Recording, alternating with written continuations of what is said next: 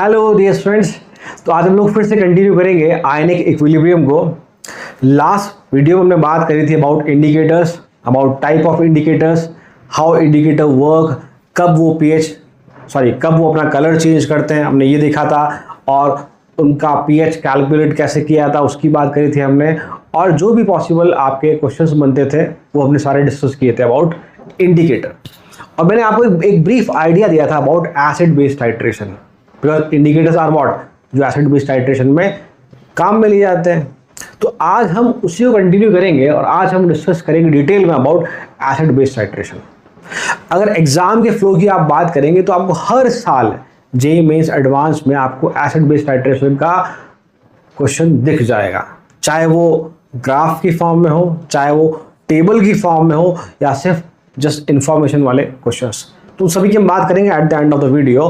तो इनिशियली हम लोग स्टार्ट करते हैं अबाउट टाइट्रेशन और टाइप ऑफ टाइट्रेशन और उनके इंडिविजुअल कर्व की हम लोग यहाँ बात करते हैं।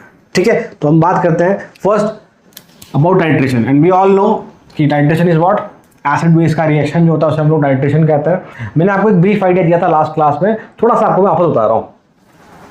हम लोग केस 1 की बात कर रहे हैं, that is titration between what, weak acid versus strong base. Weak acid versus strong base. मैंने आपको 4 केस बताए थे, that is weak acid versus strong base, second weak base versus strong acid, तीसरा strong acid versus strong base, और चौथा आपका weak acid weak base. मैंने आपको बताया था कि हम चौथे वाले केस की बात नहीं करते, तो हम लोग करते हैं डिस्कस। देखिए इनको, तो यहां पर जो आपका स्ट्रॉन्ग बेस है इट इज व्हाट, टाइट्रेंट, और ये आपका एनालेट। हम लोग जानते हैं कि भाई टाइट्रेंट क्या होता है, जो ब्यूरेट में फिल किया जाता है। एनालेट इज व्हाट, जो आपको बीकर में फिल किया जाएगा। जैसे कि मान लो हमने ऐसा कुछ कहा, सपोज करो ये आपका बीकर है, इस पे हमने से 0.5 मोलर एसिटिक एसिड फिल कर दिया, और हमने ये साथ में ऐड किया, अटैच किया ब्यूरेट।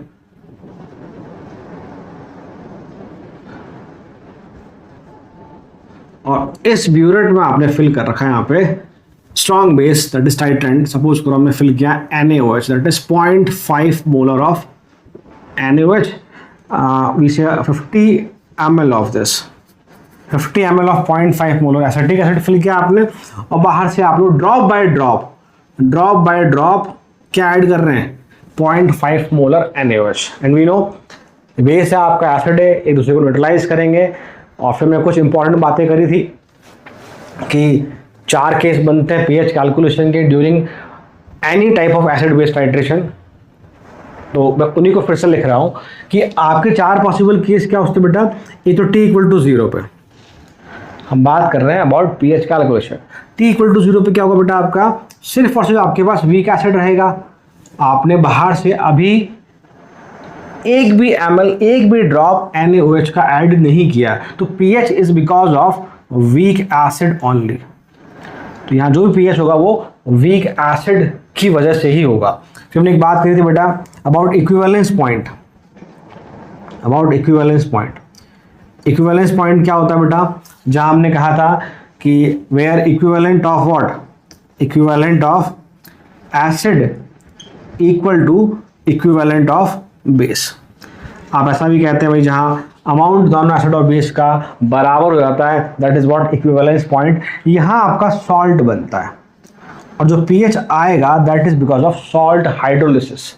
और यहाँ सॉल्ट कैसा बनेगा, salt of weak acid and strong base, that is आप चाहे तो लिखते हैं CH3CONA, that is what CH3CONA। एक तो बात ये, और एक after and point, after equivalence point मैंने आपको डिफरेंस समझाया था about and point, equivalence point. After and point equivalence point क्या होगा कि इक्विवेलेंस पॉइंट पे दोनों का अमाउंट बराबर हो गया। अब उसके बाद जैसे आप NaOH और ऐड करेंगे, सॉल्यूशन बिकम व्हाट, बेसिक। और वहां जो पीएच होगा वो सिर्फ और सिर्फ आपके टाइट्रेंट की वजह से, जो कि यहां पर कौन है, NaOH। So pH because of इसे सोडियम हाइड्रोक्साइड की वजह से होगा। और एक आपकी कंडीशन T = 0, मतलब जब टाइट्रेशन स्टार्ट नहीं हुई है वो और इक्विवेलेंस पॉइंट के बीच में कहीं पर आप कहीं पर भी पीएच निकालेंगे, that is because of what, because of acidic buffer, because of acidic buffer. Yes और नो? तो जैसे ही मान लो आपने पहले इसमें हमने फिल कर रखा है एसिटिक एसिड, आपने 1 ml भी NaOH अगर ऐड किया, 1 ml भी अगर आपने NaOH ऐड किया, तो NaOH क्या वहां पर, मतलब रिएक्शन ऐसी कुछ होगी आपकी, weak acid plus strong base in salt, वो भी किसका, salt of weak acid strong base plus water. ये आपने फिल कर रखा है, इसका अमाउंट कितना, 50 ml of this molar of concentration. जैसे ही आपने बाहर से 1 ml, 1 ड्रॉप भी बाहर से स्ट्रॉन्ग बेस का ऐड किया, वो उससे रिएक्ट करेगा और सॉल्ट बनाएगा। एंड चूंकि ये क्या है आपका लिमिटिंग रीजेंट, उस समय क्या आपका लिमिटिंग रीजेंट, तो कौन बचेगा, वीक एसिड और उसी का सॉल्ट। कौन बचेगा, वीक एसिड और उसी का salt, that is the case of acidic buffer. तो हमेशा ध्यान रखिएगा जब भी टाइट्रेशन की बात होती है, ये 4 पॉइंट फिक्स है, चाहे आप titration weak acid strong base की करो या किसी भी केस की करो। तो क्या होगा, सबसे पहले इनिशियली पीएच आपको किसकी वजह से मिलेगा, because of what, because of analyte only. यहाँ पर कौन है, acetic acid, that is weak acid. फिर बनेगा एसिडिक बफर, क्योंकि यहाँ पर वीक कंपोनेंट कौन सा आपका, वीक एसिड है। इस वाले की बात करता हूँ। फिर third point is what, equivalence point. वहाँ हमेशा आपका सॉल्ट हाइड्रोलिसिस होगा अनटिल अनलेस कि आप टाइट्रेशन किसकी नहीं कर रहे हो, स्ट्रॉन्ग एसिड स्ट्रॉन्ग बेस की। अगर आप स्ट्रॉन्ग एसिड स्ट्रॉन्ग बेस का टाइट्रेशन करेंगे तो we know salt of strong acid strong base doesn't show hydrolysis, उसकी हम बात करेंगे बाद में। और आफ्टर एंड पॉइंट जो भी पीएच आएगा कैलकुलेट किया जाएगा, that is because of what, because of titrant only, because of titrant only. I hope आपको ये बेसिक आइडिया समझ में आ गया होगा। यस सुनो, अभी थोड़ी देर बाद बात करूंगा कि भाई कहाँ पर किस टाइप ऑफ टाइट्रेशन में कौन सा इंडिकेटर काम में आएगा। मैंने आपको ब्रीफ आइडिया दिया था लास्ट क्लास में, हम उसको वापस देखेंगे, ठीक है। तो हम एक क्वेश्चन की फॉर्म में इंफॉर्मेशन लिखते हैं या चीज़ों को समझने की कोशिश करते हैं। देखिए आप लोग क्वेश्चन देखिए बेटा आप लोग,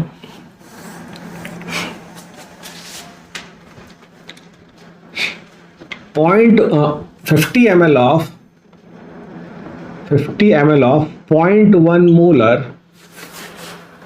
acetic acid is titrated by 0.1 molar NaOH solution. Calculate pH on adding पहला 0 ml, दूसरा 10 ml, तीसरा 25 ml, चौथा 50 ml, एक चौथा ले लीजिए आप 40 ml, पांचवा आपका 50 ml और एक लास्ट और लिख लीजिए आप लोग 60 ml of NaOH drop by drop. अगर हम इस क्वेश्चन को समझ लेंगे तो हम इसके लिए जो ग्राफ बनेगा वो आपको प्लॉट करना आ जाएगा। और ग्राफ बहुत सिंपल सा है, अगर एक का आपको समझ में आ गया बाकी सभी केसेस का ग्राफ हम उससे कोरिलेट कर देंगे। ये सुनो, चलो। तो जब भी आपको इंफॉर्मेशन बेस्ड क्वेश्चन दिया गया हो, इंफॉर्मेशन से मतलब मेरा कि आपको कहा गया है कि एसिडिक एसिड कितना है भाई, मैंने सेम अमाउंट लिया बट यहाँ पे 0.5 जगह 0.1 मोलर ले लिया मैंने। क्योंकि हम बात कर रहे हैं वीक एसिड स्ट्रॉन्ग बेस की, तो आपने एक वीक एसिड लिया और आपका टाइटेंट कौन है, स्ट्रॉन्ग बेस NaOH। तो NaOH यहाँ 0.5 था, हमने वहाँ 0.1 मोलर लिया है। जब भी आपको डिफरेंट वॉल्यूम ऑफ NaOH पे पीएच निकालना है, आप सबसे पहले क्या करेंगे, सबसे पहले आप इक्विवेलेंस पॉइंट का पीएच निकाल लेंगे। आप हमेशा पहले इक्विवेलेंस पॉइंट का पीएच निकाल लेंगे। देखो समझना इसको आप बेटा। तो फर्स्ट देखिए हम बात करेंगे for equivalence point, for equivalence point. So we know at this point equivalence of what? Acetic acid and equivalent of NaOH are what? Same. And we know how to calculate number of equivalents, that is normality into volume. Number of equivalent is what? Normality into volume. Simply we can say भाई acetic एसिड का n factor 1 है आपका, तो molarity normality बराबर। Similarly for NaOH also n factor 1 है आपका, तो मोलैरिटी नॉर्मलिटी बराबर। तो देखिए बेटा पहले इसकी बात कर लेते हैं हम लोग। It is 50 into 0.1 molarity into volume into n factor भी लिख रहा हूँ मैं, पहली बार कर रहे हैं इसलिए। साथ में NaOH की बात करें 0.1 कॉन्सेंट्रेशन इंटू n फैक्टर 1 या वैलेंसी फैक्टर 1 इंटू वॉल्यूम हमें निकालना है। तो आप देखेंगे so volume is what 50 ml। तो NaOH कितना चाहिए 50 ml चाहिए, तो कौन सा पॉइंट आ जाएगा इक्विवेलेंस पॉइंट। और इक्विवेलेंस पॉइंट पे क्या बनेगा सॉल्ट बनेगा। ऑब्वियसली सॉल्ट कौन सा बनेगा यहाँ पे, सॉल्ट ऑफ सोडियम एसिटेट ही बनेगा, salt of weak acid strong base ही बनेगा। तो हम क्या कर लेंगे पीएच निकाल लेंगे। एक बार मैं रिएक्शन ले देता हूँ यहाँ पे, देखो फिर से acetic acid with NaOH gives salt plus water. We know reaction का नेचर रिवर्सिबल है, फिलहाल उस बात पे नहीं जा रहा मैं। तो आपका कितना था बेटा ये 50 इंटू 0.1, ये 5 था, ये भी आपका 5 था। ये सुनो तभी क्या हुआ सॉल्ट हाइड्रोलाइजेशन का केस बना आपका 5। This is what, this is moles या millimoles of what sodium acetate. हमें चाहिए उसका कॉन्सेंट्रेशन, कि हमें पीएच निकालना है इसका सॉल्ट हाइड्रोलाइसिस से। सो कॉन्सेंट्रेशन कितना हो जाएगा बेटा यहाँ पर 5 by volume. Volume is what 50 ml of acetic acid, equivalence point पे इसका 50, that is what 100। Clear, this is the concentration of this salt, concentration of this salt. Now we simply use the formula, so that is pH equal to how much, pH equal to strong base है तो pH 7 से ज़्यादा आएगा, 7 plus half pKa plus log of C। Question में Ka नहीं दिया है तो Ka is what 10⁻⁵। Ka is what 10⁻⁵, तो आपका pKa का वैल्यू 5 हो जाएगा। ठीक है, तो मैं सपोर्ट करेंगे, so pH equal to 7 plus half 5 plus log, this is what 5 into 10⁻⁻², तो लॉग ऑफ 5 इंटू 10⁻⁻²। ये सुनो देखिए इसको,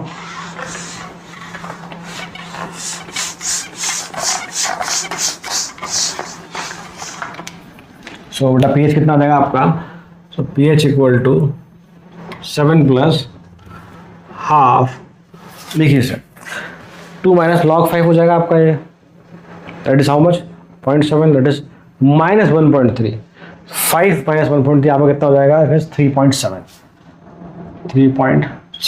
वापस देख लो बेटा, 2 माइनस लॉग 5 बनेगा, चूंकि नेगेटिव साथ में रहेगा साइन, तो it is what 2 minus 0.7, that is minus का 1.3। आप उसे 5 में से घटाएंगे, यू विल गेट 3.7। डिवाइड करिए इसे आप 2 से, सो pH इक्वल टू व्हाट 36 का आधा आपका 1.85 प्लस 7, दैट इज 8.85। ये सुनो pH निकाल लिया कौन से पॉइंट का, हमने pH निकाला है इक्विवेलेंस पॉइंट का। हम जानते हैं इक्विवेलेंस पॉइंट पे क्या होती है, रिएक्शन आपकी कंप्लीट हो जाती है उस पॉइंट पे या उसको जस्ट मिली सेकेंड बाद जो इंडिकेटर है वो अपना कलर बदल लेता है, इंडिकेटर अपना कलर बदल लेता है। ये सुनो चलो अब देखो हम लोग बात करते हैं, पता निकाल लिया, अब हम लोग 1 बाय 1 फर्स्ट केस की बात करते हैं। तो मैं एक बार रिएक्शन ले देता हूँ एक साथ वापस फिर से। तो acetic acid plus NaOH CH3CONA with water. हम लोग ये जो pH की वैल्यू आएगी इससे हम बहुत इजीली ग्राफ प्लॉट कर लेंगे। ठीक है, देखिए चलो ये तो फिक्स है आपका, हमेशा कितना होगा 5 million, 50 into 0.5 that is 5। Agree और नॉट? एनीवे जब आप शुरू में 0 ml रखेंगे तो भाई इसका मतलब आपने कुछ ऐड ही नहीं किया है। तो इनिशियली जब हमने बात करी थी at t equal to 0 pH is because of weak acid only, तो मुझे इतना करने की जरूरत नहीं है, मैं डायरेक्टली भी लिख सकता हूँ यहाँ पर कि फर्स्ट केस में क्या हो जाएगा, H plus is what root of k into C. तो अगर हम लोग टाइट्रेशन पढ़ रहे हैं तो हमें सारा क्लियर होना चाहिए, पीछे का बफर भी क्लियर होना चाहिए हमें, हाइड्रोलिसिस भी क्लियर होना चाहिए हमें, और pH के जो हमने केस पढ़े हुए पिछले वो सारे आपको क्लियर होने चाहिए, तभी आप यहाँ की कैलकुलेशन कर पाएंगे। ठीक है, it is what root k into C 10⁻⁵ and what is the concentration 0.1 that is 10⁻⁶ हो गया आपका, और बाहर आएगा आपका 10⁻³ that is pH equal to आपका आ गया 3। ये हो गया आपका पहले वाले केस का। अगर मैं केस नंबर 2 की बात करूं, केस नंबर 2 का मतलब क्या है कि भाई अब 0 ml पे क्या था, सिर्फ वीक एसिड था, 50 पे कौन है 50 इज व्हाट 50 ml पे क्या है इक्विवेलेंस पॉइंट है, तो उसका मतलब 10 ml 20 ml 40 ml इन ये सारे पॉइंट क्या आएंगे T0 के बाद और इक्विवेलेंस पॉइंट इसके कहीं बीच में आएंगे। तो यहाँ सब जगह क्या बनेगा, सब जगह बनेगा एसिडिक बफर, सब जगह बनेगा एसिडिक बफर। दूसरी बात 50 ml के बाद चाहे 60 ml हो चाहे 70 ml हो, pH किसकी वजह से होगा, सिर्फ और सिर्फ आपके स्ट्रॉन्ग बेस NaOH की वजह से ही होगा। पॉइंट समझ में आ रहा है? चलो तो एक बार फिर से मैं इक्वेशन लिखता हूं आपकी, देखिए CH3COH प्लस NaOH और आपका सोडियम एसीटेट और साथ में वाटर मॉलिक्यूल, ये आपका फिक्स है। हम बात करें 10 ml की, 10 ml मतलब 10 इंटू 0.1 कितना हो जाएगा 1 हो गया आपका NaOH का।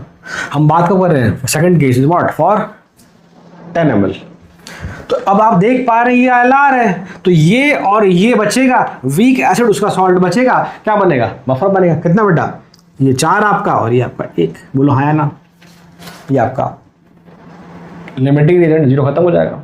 Simply pH equal to acidic buffer बन रहा है, वीक एसिड उसी का सॉल्ट, तो pH equal to pKa, pK is what 5 plus log of salt 1 by acid 4।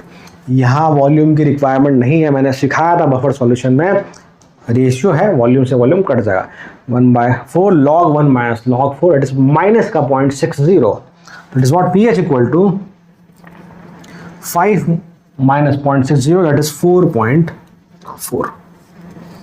Yes और नो? तो पहले pH क्या आया था 3, फिर कितना आया 4.4। थर्ड देखिए आप लोग, थर्ड पे कितना, यहाँ पे 5 रहेगा, तो आपको तो बताना है कि भाई इससे पहले वॉल्यूम कुछ भी हो, चाहे 35 ml हो, 40 ml हो, 10 ml हो, चाहे 5 ml हो, सब जगह बफर बनेगा। तो मैं डायरेक्ट लिखा हूँ, देखना बेटा फॉर्मूला आपके हर बार वही काम आएगा, pH इक्वल टू फिर से pK 5 plus log salt upon acid. अब देखो ये तो 5 है, 25 ml मतलब कि 25 इंटू 0.1 2.5 कितना हो जाएगा 2.5। वरना यहाँ लिख दूँ मैं वैल्यू, चलो मैं ऊपर वाले में लिख रहा हूँ एक बार, आप थोड़ा समझने की कोशिश करना बेटा ना, थोड़ा स्पेस कम है अपने पास, मैं चाहता नहीं सब कुछ बिठाऊँ मैं, थोड़ा समझने की कोशिश करना। तो यहाँ तो उतार लो एक बार, यहाँ तो उतार लो आप लोग पॉज करके इसको, फिर क्या मैं इसी में कर देता हूँ थर्ड वाले केस को, ठीक है। चलो मैं बेटर रहेगा आपके लिए, आई होप आपने उतार लिया होगा पॉज करके। अब देखो मैं इसका pH लिख रहा हूँ साथ में, कितना है 4.4 है, याद रहेगा अपने कितना, मैं इतना कर देता हूँ, ठीक है। थर्ड वाले केस की बात कर रहे हैं, ये तो 5 ही रहेगा बेटा आपका। NaOH कितना है 25 ml पे, 25 ml कितना देगा बेटा 25 इंटू 0.1 दैट इज 2.5। फिर से आपका ये लिमिटिंग रिएजेंट है, तो फिर से ये कितना बचेगा 2.5, ये 0, ये आपका 2.5। तो आप देखें सॉल्ट एसिड दोनों बराबर, it is the case of best buffer, it is the case of best buffer. तो कितना बन जाएगा pH equal to pKa plus log salt upon acid. So pH equal to directly we can say 5, log 1 कितना हो जाएगा 0। तो यहाँ लिख रहा हूँ 5। अब यहाँ एक पॉइंट और लिख लेना आप लोग, 50 ml आपका इक्विवेलेंस पॉइंट था, तो उसका आधा 25 ml क्या होगा, हाफ इक्विवेलेंस पॉइंट। इसको लिख लेना नोट बना के कि यदि OV/2 of equivalence point, that is what, half of volume of equivalence point is what, half equivalence point is what, half equivalence point. क्यों लिखा रहा हूं उसे समझना। हाफ इक्विवेलेंस पॉइंट पे हमेशा बेस्ट बफर बनेगा, हमेशा बेस्ट बफर बनेगा। That is pH is directly what equal to pK अगर एसिडिक बफर है तो it is what at half equivalence point, लिख लेना, at half equivalence point there is always formation of best buffer. Best buffer क्या होता है बेटा, जब सॉल्ट और एसिड दोनों रेशियो क्या है, कॉन्सेंट्रेशन क्या हो, बराबर हो जाए। ये सुनो इंपॉर्टेंट पॉइंट फिर से कह रहा हूँ, ठीक है बेटा। तो हमने कहा कि भाई इस बार pH कितना 5 हो जाएगा। अब हम बात करते हैं 40 ml की। फिर से उसे उतारना बेटा एक बार, मैं फिर से ही लिख रहा हूँ, ठीक है। तो देखिए भाई ये तो 5 ही बोलना फिक्स है। 40 ml मतलब कि 40 इंटू 0.1 दैट इज 4।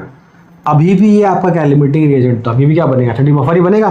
तो ये कितना आपका 1 0 और ये कितना बेटा इस बार 4, बोलो आया ना, यस और नो। चलो तो मैंने पिछले वाले में पॉइंट क्या लिखाया था कि eight half equivalence point, half equivalence point का मतलब जो इक्विवेलेंस पे वॉल्यूम है उसका आधा वॉल्यूम। 50 था इक्विवेलेंस पे वॉल्यूम तो 25, 100 होता तो 50। उस पॉइंट पे बेस्ट बफर बनता है, उस पॉइंट पे बेस्ट बफर बनता है, ठीक है। तो फिर से pH equal to pKa plus log salt upon acid, salt is what 4 upon acid 1, so pH equal to what 5 plus 0.6 that is 5.6। तो इस पॉइंट पे कितना pH है बेटा हमारे पास 5.6 आया। यहाँ हमने कितना निकाला था बेटा, इस 50 ml पे पहला केस था, 50 ml पे निकाला था हमने 8.85।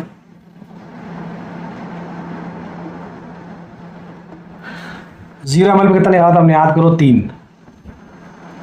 तथा pH 3 था। यही जो इंफॉर्मेशन है उसी से ग्राफ प्लॉट हुआ, इसलिए मैं साथ साथ लिखता चल रहा हूँ। अब लास्ट केस बचता है आपका, that is what at 60 ml of NaOH जब हम ऐड करेंगे, तो उसको भी यही लिख रहा हूँ मैंने को फिर से। अब आपको यहाँ देख के लग रहा होगा क्लियर कि भैया ना 5th की बात कर रहे हैं, तो ये आपका 5 और ये इस बार 6 हो जाएगा। ये सुनो कोई दिक्कत थोड़ी सी बेटा, क्योंकि पता है मैं कि भाई 60 इंटू 0.16 आपका और ये 5, हमने बताया था इक्विवेलेंस पॉइंट के बाद pH किसका होगा, pH is because of strong base only, क्योंकि इस बार ये लिमिटिंग रिएजेंट नहीं है। तो ये आपका 0, ये आपका 1 बचेगा, बोलो हाँ यार, यस और no. Now pH is because of what, because of strong base. तो स्ट्रॉन्ग बेस का क्या OH होगा, so concentration is what 1/60 plus 50, 60 किसका NaOH का, 50 किसका एसिटिक एसिड का, इट इज व्हाट 110। यस और नो। इसको आप 10 पर माइनस लिख सकते हैं। जैसे अगर आप सॉल्व करेंगे एग्जैक्टली तो ये आएगा आपका सॉल्व करने पर एग्जैक्टली 9 इंटू 10 पर माइनस 3, ये आएगा एग्जैक्टली। उसका लगभग मैंने क्या लिख दिया 10 पर माइनस 2। तो OH कितना 10 पर माइनस 2, तो POH कितना बेटा हमारा इज व्हाट 2। तो pH कितना आया 12, स्ट्रॉन्ग बेस है pH 12, pH कितना बेटा यहाँ पे 12 आ गया। यस और नो, यस और नो, क्लियर। तो हमने कुछ वैल्यूज निकाल लिए, अब हम प्लॉट करते हैं ग्राफ। अगर आपको ये ग्राफ समझ में आ गया तो बाकी सब सिंपल है, कुछ नहीं है। करें बात, चलो देखें। तो ये ग्राफ कैसे प्लॉट किया था बेटा, हम लोग बात कर रहे हैं किसके लिए, for weak acid versus strong base. Strong base is your titrant. तो देखिए ये आपका वॉल्यूम ऑफ टाइट्रेंट आता है इधर, इट इज NaOH जो कि हम लोग बाहर से ड्रॉप बाय ड्रॉप ऐड कर रहे हैं। तो ऐसा मान लिया हमने भाई 10 ml, 20 ml, 30 ml, 40 ml, 50 ml, 60 ml and so on. ठीक भाई। और इधर आपका pH आएगा, इधर आपका pH। आप मान लो भाई pH कितना है, 3 मान लिया हमने, 4 मान लिया, 5, 6 और लंबा हो जाएगा, चलो ऐसा कर लो 3, 5, 7, 9, 11, 13। ठीक है। ग्राफ हमेशा pH और वॉल्यूम ऑफ टाइट्रेंट में प्लॉट किया जाता है। हमने बाहर से स्ट्रॉन्ग बेस ऐड किया तो ग्राफ का नेचर हमेशा ऐसा होगा। ग्राफ में आपको पहले बताता हूँ, ग्राफ का नेचर ऐसा बनेगा। स्ट्रॉन्ग बेस ऐड करोगे तो pH होगा बढ़ेगा। वहीं अगर टाइट्रेंट आपका स्ट्रॉन्ग एसिड होता तो ग्राफ उल्टा बनता है। इस तरह से दो तरह के ग्राफ ही बनते हैं। एक तो आपका इस तरह से कुछ बनेगा और एक आपका ये कब बनेगा, जब टाइट्रेंट क्या हो, स्ट्रॉन्ग बेस, तो pH बढ़ेगा। टाइट्रेंट जब स्ट्रॉन्ग है तो pH का घटेगा। तो ग्राफ के नीचे दो ही तरह के हैं। तो यहाँ फिलहाल ग्राफ ऊपर जाएगा, हम देख लेते हैं कैसे जाएगा और फिर हम कुछ इंपॉर्टेंट पॉइंट वहाँ कंक्लूड करेंगे। ठीक है बेटा। तो देखिए पहला 0 ml पर pH कितना है, 3 है। ये लो 10 ml पे, ठीक है, 25 पे, ठीक है, 40 पे,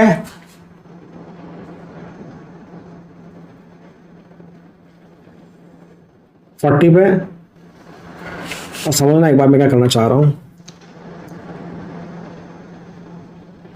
यहां तक 40 भी ले आया। ठीक है, एक मिनट, थोड़ा मैं इसको और प्रिसाइज बनाने की कोशिश करता हूं। तो ग्राफ आपका ऐसा कुछ बन गया 40 ml। तो देखो इक्विवेलेंस पॉइंट से पहले आप देखोगे तो जो पहला तो शार्प चेंज आया pH में, वो 3 आया। Because of what, weak acid.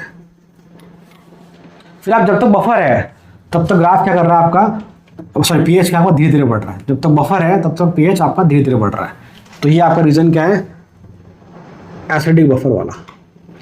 फिर जैसे आपका इक्विवेलेंस पॉइंट आता है, आप देखिए 5.6 से सीधा 8.5, there is a what, steep rise. वापस से 0 ml पे जो पहला शार्प राइज आया, दैट इज व्हाट 3। तो हमने ऐसे ग्राफ स्टार्ट कर लिया आपको 3 से, that is because of weak acid. फिर इक्विवेलेंस पॉइंट से पहले आप देखिए जब तक एसिडिक बफर है तब तक pH में रेंज धीरे धीरे इंक्रीज हो रहा है। तो ये धीरे धीरे इंक्रीज हुआ। फिर आपने देखा कि 50 ml पे इक्विवेलेंस पॉइंट था, ग्राफ में सडन राइज आया, that is what, salt hydrolysis. याद है, सॉल्ट हाइड्रोलिसिस। फिर वापस आपका बेस आया तो एक सडन राइज आ गया आपका। तो आप कहां तक पहुंच गए आप लोग, 12 तक। अब आप 60 ml पे कितना pH आ है, 70 ml भी डालेंगे तब भी pH हल्का सा बढ़ेगा, 12 पॉइंट समथिंग हो जाएगा। 80 ml डालेंगे तब भी हल्का सा कुछ बढ़ेगा। मतलब कि वापस स्ट्रॉन्ग बेस के बाद जो ग्राफ है pH वो आपकी वैल्यू क्या देते पड़ेगी। तो ऐसा कुछ ग्राफ है। तो मैंने कहा था वो ग्राफ का नेचर क्या है, इस तरह का। अगर आप बेस ऐड कर रहे हैं, सॉरी स्ट्रॉन्ग बेसिस टाइट्रेंट, और अगर स्ट्रॉन्ग एसिड टाइट्रेंट, ग्राफ आपका ऐसा। आई होप आपको पॉइंट समझ में आएगा मेरा। तो ग्राफ की नेचर फिक्स है। यहाँ पर pH किसकी वजह से बेटा, NaOH के। 50 ml आपका यहाँ है, थोड़ा उसको मैं इधर शिफ्ट कर लेता हूँ। ये 40, ये 50 ml और ये आपका बेटा 60, ये आपका 70। तो ये जो पॉइंट मैं बना रहा हूं बेटा, this is what, this point is what, equivalence point. Equivalence point, yes और नो। हम जानते हैं इक्विवेलेंस पॉइंट पे क्या होता है। इक्विवेलेंस पॉइंट पे क्या होता है, आपकी टाइट्रेशन कंप्लीट हो जाती है। इक्विवेलेंस पॉइंट पे या जस्ट उसके ठीक बाद जो इंडिकेटर आपने यूज किया है उसका pH, सॉरी उसका कलर क्या है, बदल जाएगा। यहां तक सॉल्यूशन क्या था हमारा, अगर यहाँ पे देखेंगे तो pH कितना आ रहा है आपका 5.6। मतलब कि सॉल्यूशन कैसा आपका एसिडिक है। और जैसे इक्विवेलेंस पॉइंट आया, सॉल्यूशन एसिडिक से क्या हो गया, बेसिक। तो ये रेंज क्या है, दिस रेंज इज व्हाट, यहाँ से यहाँ तक की रेंज ये रही आपकी, और ये आपका क्या होगा, इक्विवेलेंस पॉइंट आते ही जो शार्प राइज आता है हमेशा, इक्विवेलेंस पॉइंट में हमेशा क्या आता है, शार्प राइज आता है, that is what, because of this, and here it is what, salt hydrolysis. तो कुछ बातें वापस कंक्लूड कर रहा हूँ, सुनना। जब भी आप टाइट्रेशन की बात करेंगे 4 पॉइंट होंगे। पहला, t=0 पे जो भी आपका एनालाइट है उसकी वजह से पीएच होगा, या वीक एसिड था। फिर इक्विवेलेंस पॉइंट पे शार्प राइज आएगा, उससे पहले जो पीएच होगा it is because of acidic buffer, और इक्विवेलेंस पॉइंट के बाद it is because of what, strong base, in this case because titrate is strong base. तो ये ग्राफ का नेचर हो गया। थोड़ी वैल्यू ऊपर नीचे हो सकती है बेटा, बिकॉज हम बहुत प्रिसाइजली यहाँ पे नहीं चल पाए, ठीक है। कुल मिला के आपको नीचे समझ में आया क्या काम है, यस सुनो, यस सुनो, चलो यहाँ तक की बात होगी। तो ये आपका ग्राफ किसका बन गया बेटा, और weak ahead strong base, weak ahead strong base, yes सुनो। आप देखेंगे ये जो स्टीप है, स्टीप जो चेंज आया है, इस पॉइंट पर ही क्या होता है, आपका जो इंडिकेटर है वो कलर चेंज करता है। तो आप देखिए ये कहाँ से आता है रीजन, आप मान लो 7 से लेके आपका ये अप्रॉक्सीमेटली 11-12 के आसपास का ये रीजन है। तो यहाँ कौन सा इंडिकेटर काम करेगा आपका, HPH, याद है, क्योंकि इसकी रेंज कहाँ से कहाँ तक होती है, 8.1 से 10 तक। तो ये जो रेंज है, रीजन कितना है, 8.1 से 10 है। इस pH रेंज में जो HPH है अपना वो कलर बदल लेता है, और भी इसे कि HPH इस pH रेंज पे एज ए इंडिकेटर काम करता है। पॉइंट समझ में आपको। बाकी आपको मैंने सबके बताया था लास्ट वीडियो में कि कौन से केस में कौन सा इंडिकेटर काम करेगा, इसलिए मैं आप डिटेल में बात नहीं कर रहा। क्लियर, चलो अब देखिए हम लोग बात करते हैं अगले क्वेश्चन की। इसको मैं रब करता हूँ। देखिए हम लोग एक केस और देखते हैं, for dibasic acid, for dibasic acid, और इस तरफ भी साथ में लिख रहा हूं मैं, फॉर ट्राइबेसिक एसिड। मतलब बेसिकली सिखाना चाह रहा हूं ग्राफ कैसा बनेगा। ओके, डायबेसिक मतलब बेटा इसके पास कितने हैं, 2H+ है, तो बफर के 2 केस बनेंगे, एसिडिक बफर के 2 केस बनेंगे, सॉल्ट हाइड्रोलिसिस के भी आपके 2 केस बनेंगे। देखेंगे कैसे। ट्राइबेसिक अगर एसिड है आपका तो उसके पास कितने H होंगे, 3 H होंगे। तो आपके एसिडिक बफर कितने बनेंगे, 3, और हाइड्रोलिसिस भी कितनी बार होगा, 3। ये सुनो, ये सुनो, देखिए कैसे। हम बात वही कर रहे हैं case number 1, that is what, weak acid versus strong base. इस बार वीक एसिड आपका डायबेसिक और एक बार ट्राई बेसिक है। आप इसका एग्जांपल ले सकते हैं H3PO4, या आप ले लें H2S, that is what, H2S versus NaOH, और ये आप कह लीजिए H3PO4 वर्सेस NaOH। तो ही क्वेश्चन इस पे भी आया हुआ है, तो मैं आपको सिर्फ ब्रीफ आइडिया दे रहा हूं कैसे क्या आप जज करेंगे। तो देखो T=0, pH because of weak acid, that is H2S की वजह से pH होगा। ये पता है ना भाई कि आयनिक में डायबेसिक है तो 2 स्टेप में डिसोशिएट होगा, ये ट्राइबेसिक है तो 3 स्टेप में डिसोशिएट होगा, और एक कहीं आपका इक्विवेलेंस पॉइंट होगा, उसकी हम बात करेंगे बाद में। अब देखो T=0 पे वीक एसिड, थोड़ी देर बाद क्या होगा, आपका फर्स्ट EP आएगा, इक्विवेलेंस पॉइंट 1, इक्विवेलेंस पॉइंट भी 2 होंगे यहाँ पे। इक्विवेलेंस पॉइंट 1 पे क्या होगा, हाइड्रोलिसिस होगा, हाइड्रोलिसिस होगा।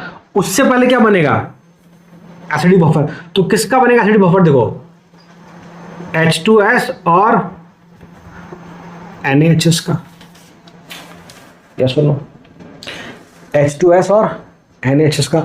आप इसकी रिएक्शन कराइए NaOH से, एक H इसका रिमूव कर दीजिए, तो क्या होगा, NaHS और H2S। तो ये आपका बना एसिडिक बफर 1, और यहां पर NaHS जो सॉल्ट है उससे क्या होगा, हाइड्रोलिसिस, उससे क्या होगा, हाइड्रोलिसिस। याद करना NaHS जो सॉल्ट था इसको हमने अलग से पढ़ा था, it is salt containing amphiprotic anion, salt containing amphiprotic anion. जब आपका pH निकालेंगे फॉर्मूला क्या होगा आपका, pK1 या pKa1 कह लीजिए प्लस pKa A2/2।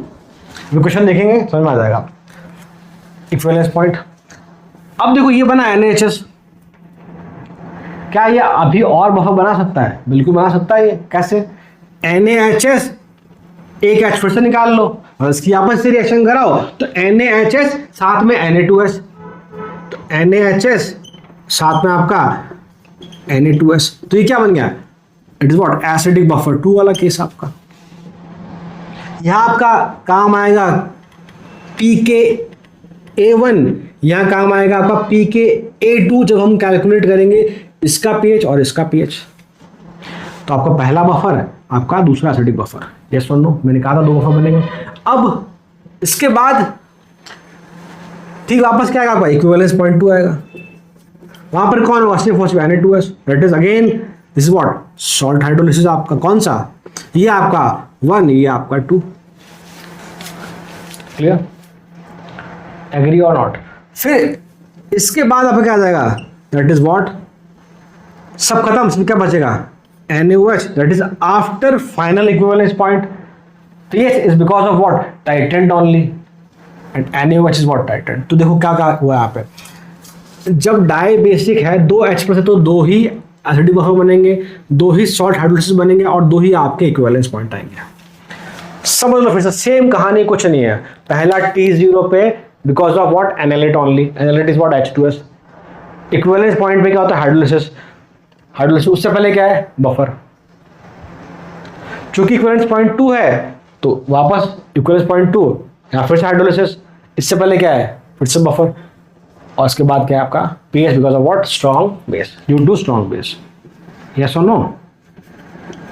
मैं बनाऊं ग्राफ तो देखिए, इधर आपका pH, इधर आपका वॉल्यूम ऑफ NaOH। हम नीचे जानते हैं ग्राफ कैसा बनता है बेटा, ये बनेगा ग्राफ इस तरह से कुछ। इस बार क्या होगा? इक्विवेलेंस पॉइंट भी 2 आएंगे आपके और एसिडिक बफर भी 2 बनेंगे आपके। याद रखिए मैंने जो पिछला ग्राफ बनाया था, जब सॉल्ट हाइड्रोलिसिस का बनाया था स्टीप राइज, वहां स्लोप क्या था? मैक्सिमम। और जो बफर की बात कर रहे हैं हम लोग, वहां स्लोप क्या है? मिनिमम। चाहो तो लिख लो, मैक्सिमम स्लोप कब आता है ग्राफ पे? Maximum slope is what? At salt hydrolysis, and minimum slope is what? During buffer. Acidic buffer की बात होगी यहाँ पे, ड्यूरिंग एसिडिक बफर। और मिनिमम कब आया? Minimum that is what? At best buffer, at best buffer. याद करो best buffer is what? Best buffer कब आता है? बेस्ट बफर आता है हाफ इक्विवेलेंस पॉइंट पे। यस और नो? क्या बोला सुन लो, जो आपका स्टीप राइज आता है दैट एट व्हाट? हाइड्रोलिसिस। जहां ग्राफ आपका स्लोप बहुत कम, इस तरह ग्राफ था आपका, याद करो, वो क्या था आपका? बफर वाला रिजल्ट था। और बिल्कुल स्लोप मिनिमम है, that is what? Best buffer, that is half equivalence point पे होता है हमेशा वो, जब सॉल्ट और एसिड दोनों ही कॉन्सेंट्रेशन क्या रहती है? बराबर। तो यहां भी ग्राफ ऐसे बनेगा आपका। तो फिर देखो मैं बना रहा हूं ग्राफ,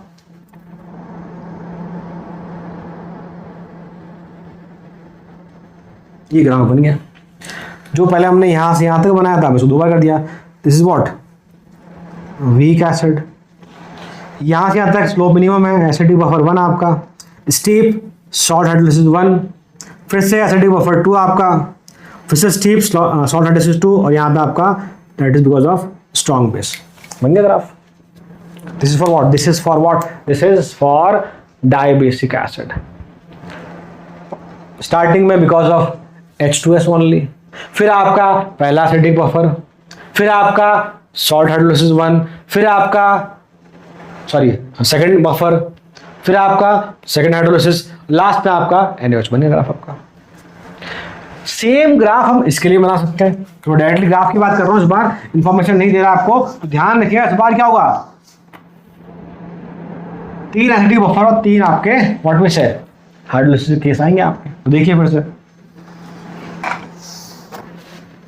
हम ग्राफ शुरू करते हैं। यहाँ पे आपका बेटा वॉल्यूम ऑफ व्हाट?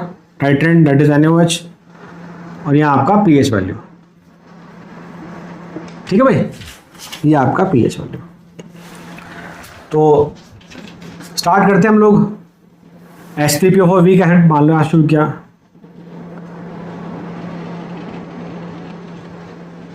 देख लो कैसे, ये H3PO4 वाला पॉइंट आपका पहला, जहाँ स्टार्ट होगा आपका first point is what, because of H3PO4, that is of because of weak acid H3PO4। फिर आपका यहाँ बना एसिडिक बफर 1, फिर यहाँ आपका पहला हाइड्रोलिसिस, फिर यहाँ आपका एसिडिक बफर 2, यहाँ आपका हाइड्रोलिसिस सेकंड, यहाँ आपका एसिडिक बफर फिर से तीसरा, यहाँ आपका हाइड्रोलिसिस फिर से तीसरा, और ये फिर से आपका NaOH। यस और नो, यस और नो। तो क्या आप किसी भी तरह के केस का ग्राफ प्लॉट कर सकते हैं? मैंने इस पहले case that is titration between weak and strong base में ज़्यादा फोकस इसलिए किया है। अगर आप क्वेश्चन देखेंगे एडवांस के, मेंस के, तो आपको ये बहुत इजीली वहाँ दिख जाएंगे। यस और नो, यस और नो। चलो, तो एक मैं न्यूमेरिकल लिखता हूँ डायबेसिक पे, थोड़ा उससे आपको ब्रीफ आइडिया देता हूँ, ठीक है। बट जेईई एडवांस के सिलेबस में ग्राफ आइडेंटिफाई करने तक की बात है, बट ठीक है, हम थोड़ा उससे आगे निकलते हैं और एक न्यूमेरिकल करने की कोशिश करते हैं हम लोग, ठीक है बेटा। चलो देखिए आपका क्वेश्चन बेटा, 40 ml of 0.1 molar H2S is titrated with 0.08 molar NaOH solution। फिर से आपका वही स्ट्रॉन्ग बेस और वीक एसिड। pKa1 आपको 7 दिया है, pKa2 आपको 14 दिया है। Determine pH after addition of 40 ml, 50 ml, 80 ml, 100 ml, 120 ml of NaOH। और आपको यहाँ बोला सिर्फ केस आइडेंटिफाई करना है भाई कि केस हाइड्रोलिसिस का है, बफर का है, किसका, जो भी। पहला हम बात कर लेते हैं, उससे पहले मैं रिएक्शन लेता हूँ। फर्स्ट वाले में बात करो, T = 0 पे क्या होता है वो, बट यहाँ पे T = 0 नहीं है। मैंने आपको सिखाया था जब भी ऐसा क्वेश्चन आता है, first you have to find what, equivalence point. क्या फाइंड करेंगे आप लोग? Equivalence point.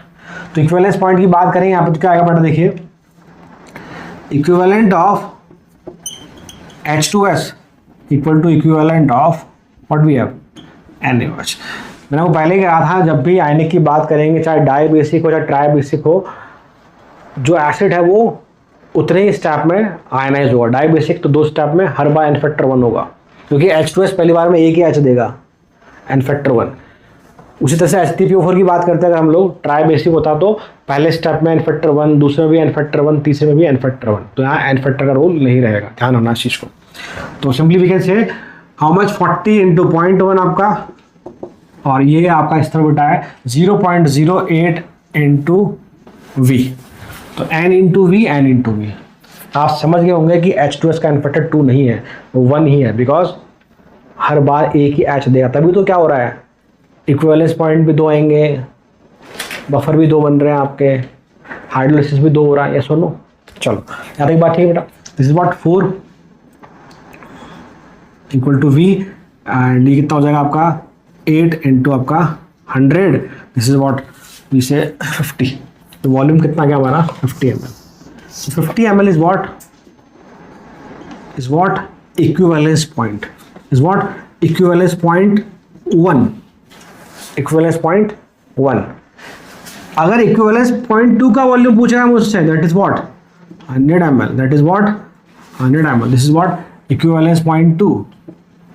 यह आपका equivalence point 1। और हाफ इक्विवेलेंस पॉइंट पूछता है, इसमें नहीं बात करते हम लोग। अगर एक ही इक्विवेलेंट पॉइंट होता तो हाफ कितना होता है 50 का 25, जो कि पिछले केस में देखा था, बट यहाँ इसकी बात नहीं की जाएगी। यहाँ तक बात ठीक बेटा। तुम्हें मालूम पड़ जाएगा भाई इससे पहले क्या बनेगा, बफर। इस इक्विवेलेंस से पहले क्या बनेगा, बफर। क्या सही है, क्या ये सही है? चलो हम चेक करते हैं, क्योंकि पता है इक्विवेलेंस पॉइंट पे हमेशा क्या होता है, हमेशा क्या होता है, हाइड्रोलिसिस। तो इस वाले पे क्या होगा, ये कौन सा केस आपका, शॉर्ट हाइड्रोलिसिस का। चलो हम पहले बात करते हैं 40 ml वाले केस की। 40 ml पे क्या होगा बेटा, देखो हमें मालूम है क्या बनेगा 40 ml में, एसिडिक बफर बनेगा, कोई डाउट ही नहीं है। एसिडिक बफर बनेगा, किस किस का बनेगा बेटा, एक तो आपका H2S और NaHS का, वीक एसिड उसी का सॉल्ट। ये आपका होगा 40 ml पे। यस और नो? 50 ml बात करूँ बेटा मैं, 50 ml पे क्या हुआ यहाँ पे, शॉर्ट हाइड्रोलिसिस किस किस का बेटा, NaHS का। तो pH कैसे निकालोगे बेटा, pH = what, pH = pKa1 plus pKa2/2। तो that is what 7 + 14/2 is what you can say 10.5 आ जाएगा इसका। यहाँ हमने बात करी AB1 एसिडिक बफर फर्स्ट बनेगा। थर्ड हम बात करें बेटा 80 ml पे। 80 ml में फिर क्या होगा, देखो सोचो, इक्विवेलेंस पॉइंट 2 है, यहाँ हाइड्रोलिसिस होगा, इससे पहले फिर से क्या बनेगा, एसिडिक बफर बनेगा, तो ये आपका बनेगा एसिडिक बफर 2। तो इस बार आप क्या यूज करोगे, pKa2 फॉर्मूले में, यहाँ क्या यूज करोगे फॉर्मूले में, pKa1, कौन सा, pH equal to pKa1 plus log salt upon acid, pH equal to pKa1 sorry pH equal to pKa2 plus log salt upon what, acid. Salt कौन सा बेटा यहाँ पर, कौन सा बफर बनेगा आपका, NaHS का साथ में Na2S। ये सुनो, अब आपका डी वाला पॉइंट फिर से क्या इक्विवेलेंस पॉइंट है, डी अगेन क्या हुआ, हाइड्रोलिसिस 2, और किसका हाइड्रोलिसिस होगा इस बार, Na2S का, किसका होगा बेटा, Na2S का। और लास्ट आपका after equivalence point is what, pH because of strong base. यहाँ पे क्या हो जाएगा, pH because of strong base. Agree और नॉट, एग्री और नॉट। आप चाहें तो इसे सॉल्व भी कर सकते हैं, बट ठीक है, इस लेवल तक का क्वेश्चन नहीं पूछा गया हमसे, तो मैंने सिर्फ बेसिक ये सीखा है कि, या सिखाया आपको कि हम आइडेंटिफाई कैसे करेंगे कौन सा केस है।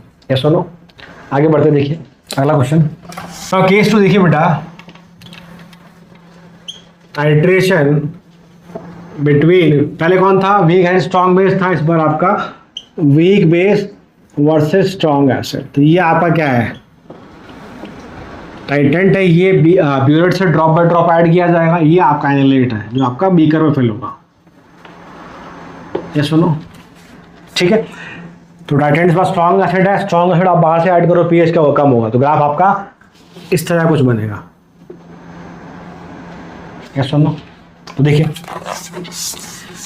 तो इसे मान लो एग्जांपल लेता हूँ, सपोज करो वीक बेस यहाँ पे आपका है NH4OH और स्ट्रॉन्ग हेड आपने लिया HCl, तो आपका बना NH4Cl प्लस वाटर।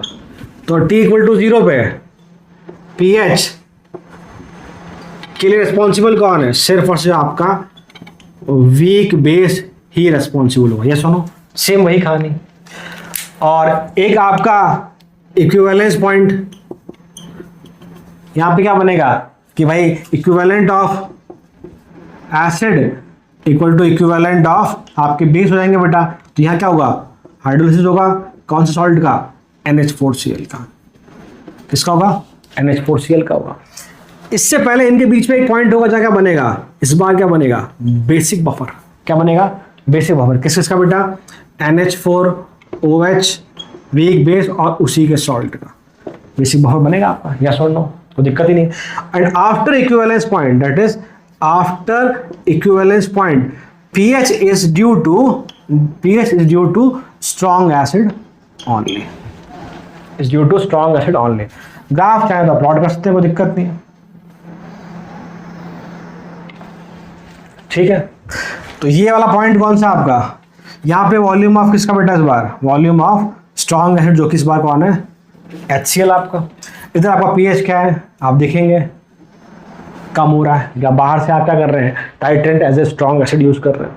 तो ये आपका पॉइंट कौन सा बेटा, लास्ट पॉइंट है आपका ये, it is what, because of strong acid, yes और no, because of strong acid. पहला पॉइंट कौन सा आपका, pH because of weak base, ये कौन सा आपका, वीक बेस का, बोलो यस और नो, क्या मैं सही कह रहा हूँ। तो वीक बेस के बाद क्या बनेगा आपका, बेसिक बफर। तो ये जो रीजन आपका, ये कौन सा कहलाएगा, बेसिक बफर। और ये शार्प डिक्रीमेंट आएगा, this is what, hydrolysis, this is what, hydrolysis.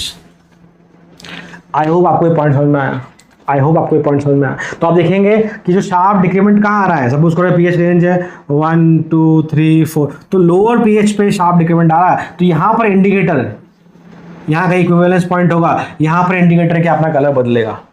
तो हम कौन सा इंडिकेटर काम में लेंगे, जो कम pH रेंज में काम करता है, उसे कौन सा, वो मिथाइल ऑरेंज हो सकता है। कहाँ से कहाँ काम करता है, 3.1 से 4.5 तक। मिथाइल रेड भी हो सकता है, इट इज व्हाट, 4.4 से 6.8 तक काम करता है आपका। आइडिया मिला होगा आपको। मैं लास्ट क्लास में समझा चुका हूँ हम कैसे आइडेंटिफाई करते हैं या कैसे हम इंडिकेटर का सिलेक्शन करते हैं डिफरेंट केसेस ऑफ टाइट्रेशन की, यहाँ मैं बात नहीं कर रहा, ठीक है। चलो अब हम लोग तीसरे केस की बात करें बेटा, case number 3, titration between what we say strong acid strong base. Titration between strong acid strong base. फिर हम लोग कुछ प्रीवियस ईयर के क्वेश्चन हमारे उनको डिस्कस करेंगे। Strong acid versus strong base.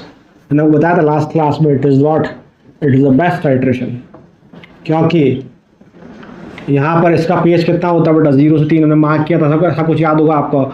हम इसके लिए कहते हैं 0 से 10 से 14, तो रेंज कहाँ से कहाँ तक आ रही है, लगभग 3.1 से 9.9 तक। तो जो भी पीएच है, सॉरी जो भी इंडिकेटर जो इस पीएच रेंज में काम करते हैं, जो भी इंडिकेटर जो इस पीएच रेंज में काम करते हैं, वो सारे के सारे indicator strong and strong base की टाइट्रेशन में एज ए इंडिकेटर काम कर सकते हैं। That's why it is the best titration, it is the best titration. तो यहाँ पे आपका फिनोल्फ्थालीन भी काम कर जाएगा, मिथाइल रेड भी काम कर जाएगा, मिथाइल ऑरेंज भी काम कर जाएगा, आपका फिनॉल रेड भी काम कर जाएगा आपका। यस और नो? चलो, अब ये तो हुई बात इसकी। तो बहुत सिंपल सी बात, यहाँ पे कुछ नहीं बेटा, फिर से वही 4 केस बनेंगे आपके। T0 हम ऐसा कर लेते हैं बेटा, इसको मान लेते हैं आपका टाइट्रेंट और ये मान लेते हैं आपका एनालेट, ठीक है। तो आप इनिशियली पीएच किसकी बेस होगा, स्ट्रॉन्ग एसिड की बेस होगा, और टी आपका कौन सा, इक्विवेलेंट पॉइंट पे equivalent of strong acid equal to equivalent of strong base हो जाएगा। अब यहाँ पॉइंट समझना, इंपॉर्टेंट बात पे, यहाँ इंपॉर्टेंट बात समझना बेटा। इस पॉइंट पे क्या होगा आपका, पीएच कितना आ जाएगा, 7। पीएच कितना आ जाएगा यहाँ पे, 7। This is known as neutral point, this is known as neutral point. Neutral point जो वर्ड है वो जनरली सिर्फ और सिर्फ स्ट्रॉन्ग एंड स्ट्रॉन्ग बेस की टाइट्रेशन में ही कहा जाता है, क्योंकि यहाँ पर हाइड्रोलिसिस नहीं होगा, इस केस में हाइड्रोलिसिस नहीं होगा। हम जानते हैं बेटा क्यों, सॉल्ट बनेगा कौन सा बनेगा, मान लो ये आपने HCl लिया, ये आपने NaOH लिया, तो सॉल्ट आपको कौन सा बना, NaCl। हम जानते हैं NaCl is salt of strong and strong base, जो हाइड्रोलिसिस में पार्टिसिपेट नहीं करता, जिसका हाइड्रोलिसिस नहीं होता, हाइड्रोलिसिस नहीं होगा आपका। आफ्टर दैट, इसके बाद क्या, after equivalence point pH is because of what, titrant, that is what, strong base only, strong base only। yes or no, yes or no? ये पॉइंट समझा आपको, क्या यहाँ तक क्लियर आपको बातें, एग्री और नॉट, डन। इसके बीच में क्या बफर बनेगा, थोड़ा सोचिए, पर आप लोग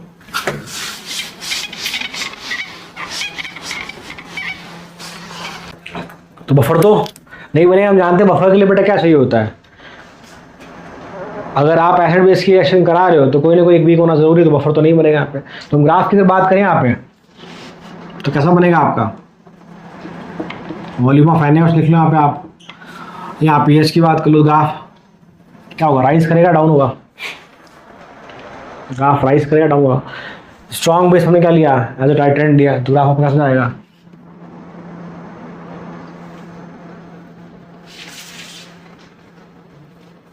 आप शायद ये पॉइंट समझ पाए होंगे मेरा।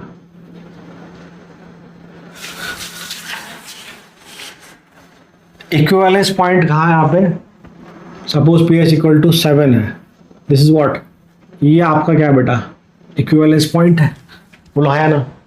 और ये जो भी वॉल्यूम होगा आपका, this is what the equivalence volume हो जाएगा आपका, this is what the equivalence volume. यहाँ पे आपका स्ट्रॉन्ग एसिड कह लीजिए आप, यहाँ आपका स्ट्रॉन्ग बेस का रीजन। अब यहाँ मैं बफर वर्ड यूज नहीं कर सकता, यहाँ आप जैसे ड्रॉप बाय ड्रॉप जो आप ऐड कर रहे हैं उसकी वजह से पीएच धीरे धीरे क्या हो रहा है आपका, बढ़ता जा रहा है। तो धीरे धीरे स्ट्रॉन्ग बेस जो आप बाहर से ऐड कर रहे हैं वो स्ट्रॉन्ग एसिड को न्यूट्रलाइज करता है धीरे धीरे। ड्रॉप बाय ड्रॉप ऐड करें तो पीएच धीरे धीरे राइज कर रहा है। फिर शार्प टर्न आएगा, आपको पता है आपको, फिर इसके बाद से बेस आएगा, पीएच 7 से आगे बढ़ जाएगा, दैट इज व्हाट, इस तरह से कुछ। तो ध्यान रखें कि वो जो आपका ग्राफ है वो कुछ याद करने से नहीं है, बस आपको कॉन्सेप्ट पता होना चाहिए, हम बहुत इजीली कर सकते हैं। और इस शार्प रेंज की अगर बात करें तो ये कहाँ से कहाँ तक है, 3 से 10 तक की रेंज है आपके पीएच की। तो यहाँ पर आपके लगभग सारे इंडिकेटर आपके काम करेंगे, क्योंकि हमने बात करी थी इंडिकेटर के पीएच रेंज की, तो मोस्टली आपके यहाँ पे लाई कर जाएंगे। खैर हमारे सिलेबस में 2 ही है, सिलेबस में 2 ही से मतलब मेरा ज़्यादातर आपको जो क्वेश्चन पूछे गए हैं वो HPH और मिथाइल ऑरेंज पे ही पूछे गए, पर ठीक है आपको बता सकते हैं, बाकी पूछ ले तो बड़ी बात नहीं है अपने लिए, हम कर सकते हैं। क्या सुनो, केस नंबर 4 आपका week acid versus weak acid, sorry week acid versus weak base. Actually यहाँ हम लोग ग्राफ की बात नहीं करते बिकॉज ये जो स्टीप है, कोई शार्प स्टीप आपको मिलता नहीं है, तो इंडिकेटर काम नहीं कर पाते हैं, ऐसा आप कह सकते हो। बाकी लास्ट क्लास में आपको मैंने रीजन दिया था, अगर किसी इंडिकेटर को यहाँ पे काम करवाना है अगर, तो वो इंडिकेटर होगा, थोड़ा समझ लो उसको। और वीक एसिड के लिए हम क्या कहते हैं बेटा, पीएच कहाँ से कहाँ तक पहुँचता है आपका, वीक एसिड की रेंज कहाँ से कहाँ तक पहुँचती है पीएच की, दैट इज व्हाट 0 से 4 to 6.9, ये हम मान लेते हैं जनरलाइज वे में पीएच की वीक एसिड का ये हो सकता है आपका। वीक बेस की हम बात करें तो पीएच रेंज कहाँ से कहाँ तक होगा बेटा आपका, आप कह लोगे भाई कि 7.1 से आप बोल लो कि 9.9 या 10 तक, क्या कह दिया हमने, ये आपके वीक बेस का पीएच है। अब जो इनमें गैप है बेटा, ये गैप कितना है, 6.9 से 7.1, 6.9 से 7.1, 6.9 से 7.1, तो ये गैप बहुत कम है। तो मेजॉरिटी ऑफ जो पॉपुलर इंडिकेटर वो काम नहीं कर पाते, क्योंकि इसमें एक आपका जो सिलेबस में है या जो बुक्स में मेंशन है वो आपका है फिनॉल रेड, जिसकी पीएच रेंज है अप्रॉक्सीमेटली 6.7 से लेके आपके 8.4 तक काम करता है, तो वो इस रेंज में लाई कर रहा है। तो आप कह सकते हैं भाई फिनॉल रेड यहाँ पर एज ए इंडिकेटर काम कर सकता है, बट फिर मैंने आपको बताया मैंने कि भाई हम वीक बेस के लिए केस नहीं पढ़ते, बिकॉज यहाँ पर आपको जो शार्प स्टीप वो इजीली नहीं मिलता या ना के बराबर मिलता है। क्लियर, ये सुनो आगे बढ़े हम लोग। तो ये तो हमारी बात होगी सारे कॉन्सेप्ट की, ग्राफ क्या है, कैसे क्या करते हैं। अब हम लोग कुछ क्वेश्चंस देखते हैं जो आपके प्रीवियस ईयर में आपसे जेईई मेंस और एडवांस में आपसे पूछे गए हैं। चलो हम उसकी बात करते हैं। देखिए बेटा, तुम लोग कुछ PYQs की बात कर रहे हैं क्योंकि आपसे जेईई मेंस और एडवांस से पूछे गए। तो अब पहला क्वेश्चन अगर आप देखेंगे तो first question is what, question ऐसा आप पढ़े स्टेटमेंट, आपका स्टेटमेंट फर्स्ट क्या दिया हुआ है, methyl orange is a weak acid, no we know methyl orange is a weak organic base. आपके वीक ऑर्गेनिक एसिड टाइप के इंडिकेटर कौन कौन से हैं, एक तो HPH है आपका, ये सुनो, एक आपका फिनॉल रेड है, और एक आपका लास्ट वाला जो मैंने बताया था, याद करो, ब्रोमोफिनॉल, याद है ब्रोमोफिनॉल ब्लू। तो ब्रोमोफिनॉल ब्लू, HPH और आपका फिनॉल रेड, ये आपके वीक ऑर्गेनिक एसिड टाइप के इंडिकेटर है। और वीक ऑर्गेनिक बेस में आपके आते हैं बेटा कौन कौन से, वो आपके आते हैं एक तो मिथाइल ऑरेंज और एक मिथाइल रेड। तो आपका स्टेटमेंट 1 क्या हो गया, गलत हो गया।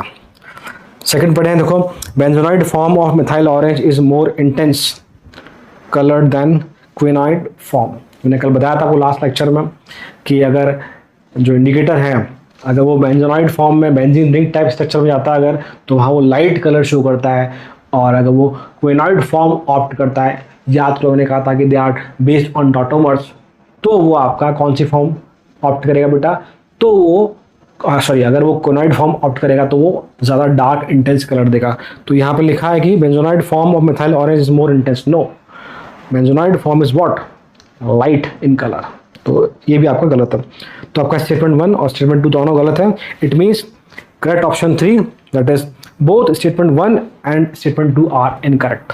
ये आपका जेईई मेंस 2023 का क्वेश्चन। क्या सुनो, अगला क्वेश्चन देखिए बेटा आप लोग। तो देखो आप बहुत बेसिक क्वेश्चन है, अगर आपको चार्ट क्लियर जो मैंने बताया है इंडिकेटर का अगर आपको पता है तो आप सारे क्वेश्चन कर सकते हैं। नेक्स्ट देखिए बेटा का क्वेश्चन आपका, you have to identify incorrect statements for the use of indicators in acid base titration। आपको incorrect बताना। पहला देखिए, मिथाइल ऑरेंज में भी use for weak acid versus weak base titration, no. Methyl orange का पीएच रेंज कहाँ से कहाँ तक है, 3.1 से 4.5, यस और नो। हमें मालूम है कि weak acid weak base, just अभी देखा था हमने, गैप कहाँ से कहाँ तक का था, 6.9 से 7.1 के बीच का गैप था, दैट इज वॉट नियरली 0.2 का। तो वहाँ हम वैसे जनरली बोल देते हैं कि भाई कोई इंडिकेटर काम नहीं करता, बट मैंने आपको बताया था फिनॉल रेड वहाँ काम करता है। ठीक है, तो पहला स्टेटमेंट आपका गलत हो गया। Second, methyl orange is suitable indicator for strong acid weak base. Strong acid weak base क्या ये काम करेगा? चलो चेक कर लेते हैं हम लोग। मिथाइल ऑरेंज की रेंज कहाँ से कहाँ तक है? 3.1 से अप्रॉक्सीमेटली 4.4 तक है। उसने बोला कि क्या ये स्ट्रॉन्ग, ऑप्शन 2 की बात कर रहे हैं, क्या ये स्ट्रॉन्ग एसिड और वीक बेस की टाइट्रेशन में काम करेगा? मैंने ट्रिक बताई थी आप याद करने की कैसे। स्ट्रॉन्ग एसिड रेंज कहाँ से कहाँ तक लेते हैं हम लोग? 0 से 3। स्ट्रॉन्ग बेस की हम लेते हैं जनरली 10 to 14 लेते हैं हम लोग। वीक एसिड की लेते हैं हम लोग बेटा 4 से ज़्यादा, 7 से कम। और वीक बेस की हम लोग लेते हैं 7.1 से लगभग 10 तक। एक रफ आइडिया बोला मैंने, ठीक है बेटा। तो वीक बेस कितना होगा आपका यहाँ से? ये आ जाएगा आपका 7.1 से अप्रॉक्सीमेटली 9.9 तक। तो गैप देखो बीच में कितना गैप है, 3 से 7.1, तो ठीक है आ तो रहा बीच में, सही है। तो स्टेटमेंट 2 आपका क्या है बेटा? तो statement second is what? Correct. HPH, third option, HPH is suitable indicator for weak acid strong base titration. Weak acid strong base, तो weak acid versus strong base. HPH का pH कितना बेटा आपका? It is what? 8.2 से 10 तक है लगभग। Weak acid कहाँ से कहाँ तक मानते हैं बेटा हम लोग? दैट इज व्हाट आप कहते हैं 4 टू अप्रॉक्सीमेटली 6.9 या 7 तक कह लीजिए आप। स्ट्रॉन्ग बेस आप कहते हैं बेटा कि 10 से 14 तक। ध्यान रखना, मैंने पहले ही बताया कि ये जो मैं रेंज लिख रहा हूँ ये एक जनरली हम जो कहते हैं ना कि भाई स्ट्रॉन्ग बेस है तो pH ज़्यादा होगा, स्ट्रॉन्ग एसिड तो pH बहुत कम होगा, 0 के पास होगा, उस प्रेडिक्शन से बता रहा हूँ मैं। बाकी हम जानते हैं pH जो है हमारा वो क्लियरली इस पर डिपेंड करता है कॉन्सेंट्रेशन पे, ठीक है, ऑफ H+। तो हम बात करें बेटा HPH, तो क्या HPH काम करेगा 8 से 10? बिल्कुल। कहाँ से कहाँ रेंज आ रही है? 7 से 10 आ रही है, तो HPH काम करेगा परफेक्टली। ऑप्शन नंबर 3 आपका करेक्ट है। Last one, HPH may be used for strong acid strong base titration. Strong acid strong base titration are the best titration। वहाँ लगभग आपके सारे इंडिकेटर काम करते हैं। देखा आपको, अगर वो टेबल याद है लास्ट क्लास की तो फटाफट से आप आंसर निकाल सकते हैं। क्या सुनो, चलो मैंने आपको याद करने का तरीका बताया था। अब हम बढ़ते हैं कुछ क्वेश्चन हमारे JEE एडवांस के। देखिए बेटा, तो अगर आपको ना कॉन्सेप्ट बेटा अगर क्लियर है तो फिर and it's not a big deal कि हम कैसे सॉल्व करेंगे। तो क्वेश्चन देखिए बेटा, आप लोग क्वेश्चन लिखा है 5 ml of 0.10 molar oxalic acid. मतलब आपको दिया है क्वेश्चन में, ये आपका क्वेश्चन आया बेटा JEE एडवांस 2020 में आया है, एडवांस 20 में आया है। क्वेश्चन क्या है बेटा हमारा कि ऑक्जेलिक एसिड H2C2O4 दिया हमें, that is what, how much? 5 ml of 0.10 molar, ये आपको दिया। Is taken in conical flask, मतलब ये कहाँ पर, ये बीकर में रखा गया नीचे। It is what? Analyte. It is what? Analyte. Titrated against NaOH from burette. NaOH is what here? NaOH is what here? Titrate, जो आपका ब्यूरेट में फिल्ड है और ड्रॉप बाय ड्रॉप सॉल्यूशन में ऐड किया जाएगा। From a burette using HPH as a indicator, the volume of NaOH required for appearance of permanent faint pink colour. आपको आपको NaOH का वॉल्यूम बताना बेटा जब आपको लाइट पिंक कलर शो कर जाए। हम जानते हैं HPH इंडिकेटर है जो एसिडिक मीडियम में कलरलेस होता है और बेसिक मीडियम में क्या शो करता है बेटा? वो पिंक कलर शो करता है, ठीक है। और टेबल में आपको 5 एक्सपेरिमेंट्स दिए हैं। What is the concentration in molarity of NaOH solution? बहुत सिंपल सा क्वेश्चन है, जो क्वेश्चन हमने किया उस हिसाब से कुछ भी नहीं है। तो देखिए आपको 4 एक्सपेरिमेंट दिए। अगर आपने स्कूल में कभी एक्सपेरिमेंट किया हो बेटा तो आपको थोड़ा आइडिया होगा कि जो वैल्यू रिपीट होती है बार बार वो ज़्यादा प्रिसाइज होती है। जो वैल्यू बार बार रिपीट होती है, बार बार सेम आती है, उसी को हम क्या करते हैं? It is what? More precise value. तो आप देखिए first, second, third, fourth, fifth experiment आपका पहले में 12.5 ml है, दूसरे में 10.5 ml है, यहाँ आपका 9 ml है। It means 9 ml is the precise volume. तो हमसे क्या पूछा बेटा कि भाई कब पिंक कलर ऑब्टेन होगा? हम जानते हैं कलर ऑब्टेन कब होता है? एट इक्विवेलेंस पॉइंट या इक्विवेलेंस पॉइंट के जस्ट मिलीसेकंड बाद। तो क्या करेंगे? इन दोनों के इक्विवेलेंट बराबर कर दो। सो व्हाट वी से, equivalent of oxalic acid equal to equivalent of what? NaOH, this N into V of this acid equal to N into V of this base. तो वॉल्यूम कितना लोगे बेटा आप? हाँ, रिपीट कौन सा हो रहा है? 9 हो रहा है, तो 9 इंटू मोलर कॉन्सेंट्रेशन कितना दिया बेटा इसका? तो देखिए बेटा, मेरा फ़ोन थोड़ा सा, सॉरी ये हमसे पूछा है, इसकी आपसे मोलर कॉन्सेंट्रेशन पूछी है, बट ठीक है, n फैक्टर 1 है तो नॉर्मेलिटी मोलारिटी सेम आ जाएगी बेटा। और यहाँ हम बात करें तो 5 ml दिया आपको वॉल्यूम, कॉन्सेंट्रेशन आपकी 0.10 into n factor 2, molarity normality पूछा हमसे, ठीक है। इक्वलेंस बराबर कर दिया हमने, तो कितना आ जाएगा देखिए बेटा आप, तो ये बन जाएगा बेटा 1/9 बन जाएगा आपका, 0.11 मोलर। मैंने लिखा है कि नॉर्मेलिटी मोलारिटी सेम है, इसलिए मैंने बोल दिया कि इट इज़ व्हाट 0.11 मोलर आपका। तो ये क्वेश्चन आपका जी एडवांस का था, ये सुनो। तो ये देखिए एक और क्वेश्चन की हम बात करते हैं बेटा।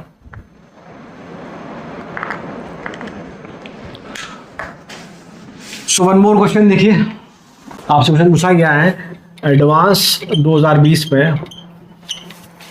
क्वेश्चन आपका है a solution of 0.1 molar weak base is titrated with 0.1 molar of strong acid HA।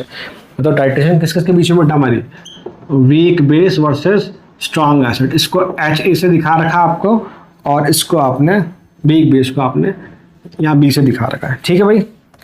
और साथ में बोला उसने the variation of pH of the solution, variation of the pH of the solution with the volume of HA added. Obviously HA यहाँ पे क्या आपका बेटा? It is titrant, strong acid titrant है आपका। ये आपका क्या? एनालेट है। ये आपका बीकर में या फ्लास्क में फिल है आपका, ये आपका ब्यूरेट में फिल है।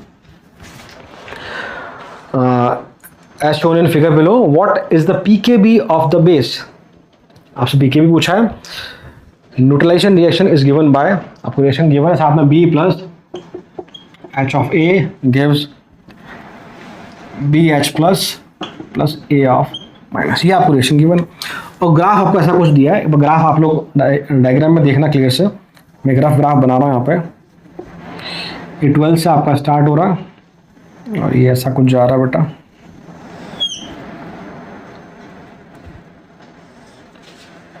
तो यहाँ पर ये 6 ml है,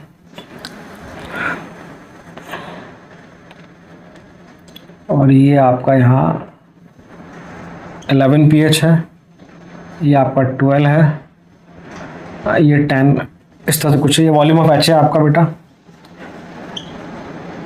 और ये आपका pH है।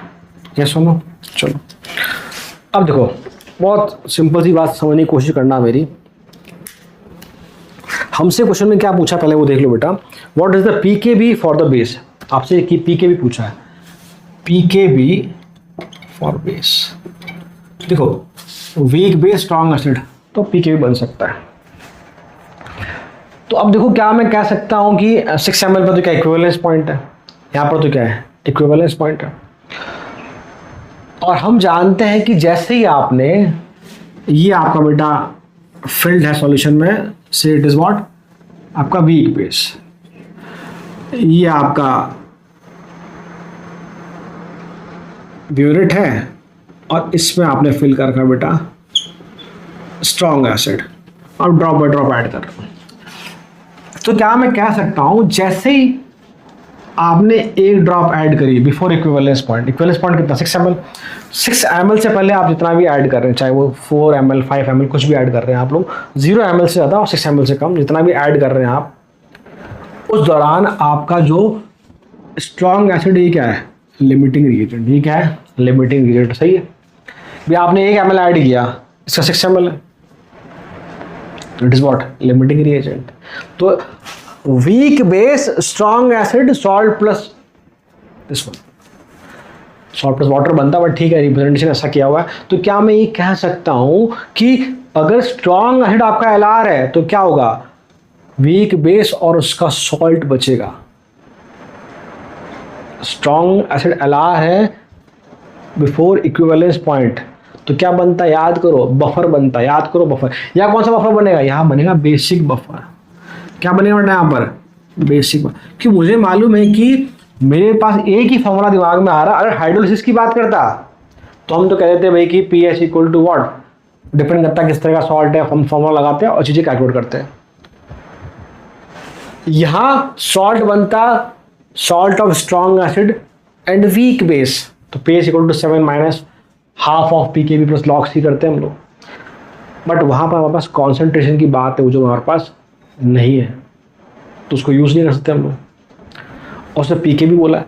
तो अब थोड़ा सोचिए आप लोग, हमारे पास pKb का एक ही पॉइंट बचता है, वो है कि हम बेसिक बफर के फॉर्मूले से आपका क्या निकाल सकते हैं, क्या निकाल सकते हैं हम लोग, pKb कैलकुलेट कर सकते हैं। तो क्या मैं कह सकता हूँ POH equal to what, pKb plus log of salt upon आपका बेस, या व्हाट से कॉन्जुगेट एसिड अपॉन बेस का कॉन्सेंट्रेशन।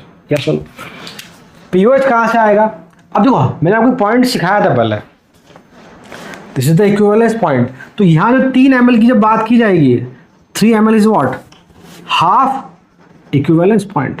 हाफ इक्विवेलेंस पॉइंट पर हमेशा क्या बनता है, हमेशा बेस्ट बफर बनता है।